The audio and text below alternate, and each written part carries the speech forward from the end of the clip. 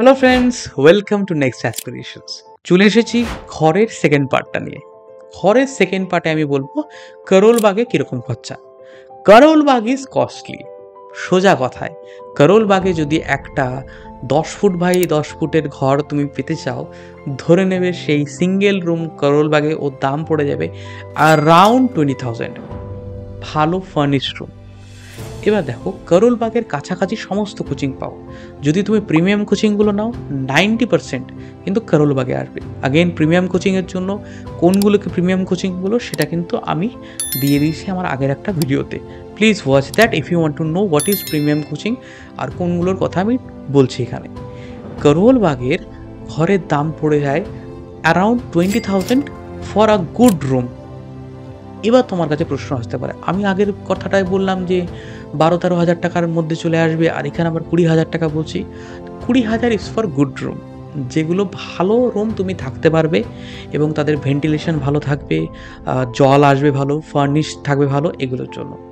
The best thing you can do in Karol Bagh is 4-5 জনের একটা group করে যদি তুমি করোল বাগে একটা ঘর ভাড়া নিতে পারো বড় সাইজের, তখন এটা খুব ভালো হয়। ফ্ল্যাট ভাড়া নিলে মেবি ধরে নাও তোমার একটা ফ্ল্যাটের ভাড়া নিল 40,000 টাকা, আর সেটা তুমি ভাগ নিলে 4 জনকে নিয়ে, তাহলে 4-10 × 40, তোমার ইন্ডিভিজুয়ালি 10,000 টাকাতে করোল বাগে অনেক ভালো করে থাকতে পারবে। করোল বাগে থাকার একটাই বেনিফিট, তুমি খুব ইজিলি কমিউট করতে পারবে, তাড়াতাড়ি হেঁটে হাঁটা পথে চলে যেতে পারবে। বাট করোল বাগে যেগুলো একদম কোচিংয়ের কাছাকাছি, সেগুলো কিন্তু আরও কস্টলি হয়। ইয়েস গাইজ, সেগুলো কিন্তু আরও কস্টলি হয়।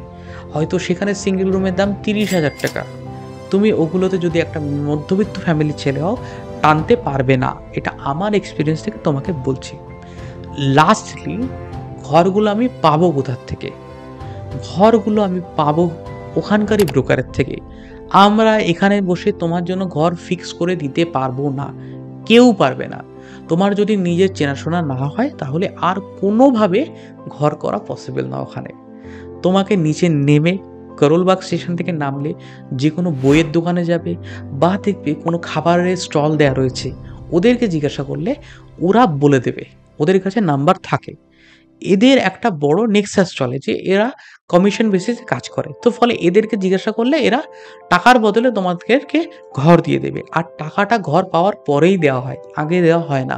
কখনোই আগে টাকা দিয়ে দেবে না যে ঠিক আছে আমি অ্যাডভান্স করছি কিছু, তুমি আমাকে ঘর দাও, তারপরে বাকিটা দেবো, এরকম করবে না। টাকা পরেই দেবে। শুরুতে টাকা দিলে কিন্তু টাকা মার যাওয়ার চান্স থাকে, আর ঘরের থেকে এত দূরে বসে তুমি কিন্তু যুদ্ধ করতে ওদের সাথে পারবে না। এবার আসছি আমাদের থাকার জন্য সস্তা কোথায়। দেখো, সস্তা যদি তুমি বলো, তাহলে তোমাকে করোল বাগ ওভারহেড থেকে ছাড়ে আসতে হবে, তোমাকে একটু পাহাড়গঞ্জ সাইডে আসতে হবে।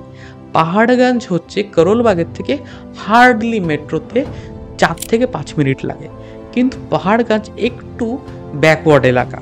হয়তো বা এখানে প্রচুর হোটেলস রয়েছে, যেহেতু এটা একটা হোটেল চেনের সঙ্গে বিখ্যাত। পাহাড়গঞ্জ থেকে নিউ দিল্লি খুব কাছাকাছি, সো হোটেলের একটা বড় নেক্সাস চলে। এখানে তুমি পিজি খুব কম টাকাতে পেয়ে যাবে, খুব অল্প টাকায় পাবে, বাট একটু দূর হয়ে যায় পাহাড়গঞ্জ থেকে। বাট গাইজ, পাহাড়গঞ্জে একটা সমস্যা আছে যে এখানে কিন্তু প্রচণ্ড জল জমে। আবার এটা যদি তুমি মনে করো যে করোল বাগে জমবে না, তা না, করোল বাগেও কিন্তু প্রচণ্ড ওয়াটার লগিংয়ের প্রবলেম আছে। এবার আসছি আরও কম টাকায় কোথায় পাবে। সব থেকে কমে যদি তুমি চাও, তাহলে তোমাকে চলে যেতে হবে ময়ূর বিহার ফেজ 1-এর দিকে। এই দিকে গেলে কিন্তু তুমি কম পাবে। এবার তুমি আমাকে জিজ্ঞাসা করতে পারো, তুমি আমাকে ময়ূর বিহারের দিকে কেন বলছো, তুমি আমাকে মুখার্জিনগরের দিকে কেন বলছো? দেখো, মুখার্জিনগরে গেলেও হয়তো তুমি ময়ূর বিহারের রেটে ভিতরে, অনেক ভিতরে কোথাও না কোথাও পেয়ে যাবে, কিন্তু ভাই তোমাকে তো কোচিংটাতেও যেতে হবে। কোচিংয়ে যাওয়ার জন্য কিন্তু তোমাকে টাইম নষ্ট করা যাবে না।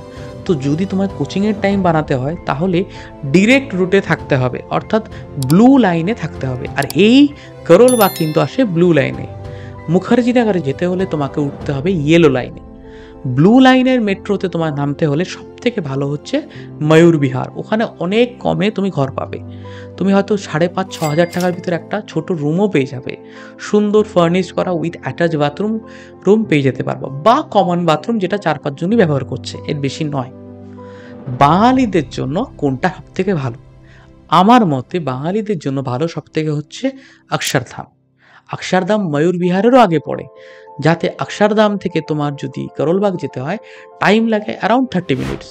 বাট অক্ষরধাম একটা বাঙালি এলাকা, এখানে প্রচুর বাঙালি দোকান আছে, বাংলায় কথা বলতে পারবে, বাংলায় লোকজন আছে, মন্দির আছে যেখানে বাংলায় পুজো হচ্ছে, সব একটা বাংলা এনভায়রনমেন্ট এখানে আছে। আমি কিন্তু অক্ষরধামে থাকতাম। অক্ষরধামে নেমে তুমি কাছাকাছি প্রচুর ফ্ল্যাট পাবে, প্রচুর ব্রোকারের নাম্বার পাবে, ব্রোকারের দোকান পাবে, ওদেরকে বললে তোমাকে যে কোনো সময় ওরা একটা ঘর তৈরি করে দিতে পারবে বা ঘর রেডি করে দিতে পারবে, কম টাকার মধ্যে কমপ্লিট হয়ে যাবে। খাবারের নিয়ে আমার নেক্সট ভিডিও, কোথায় থেকে কীরকম খাবারে খরচা হবে আর কীরকম বাজেট নিয়ে আমি নেক্সট ভিডিওটাতে আসছি। Please keep watching. Thank you.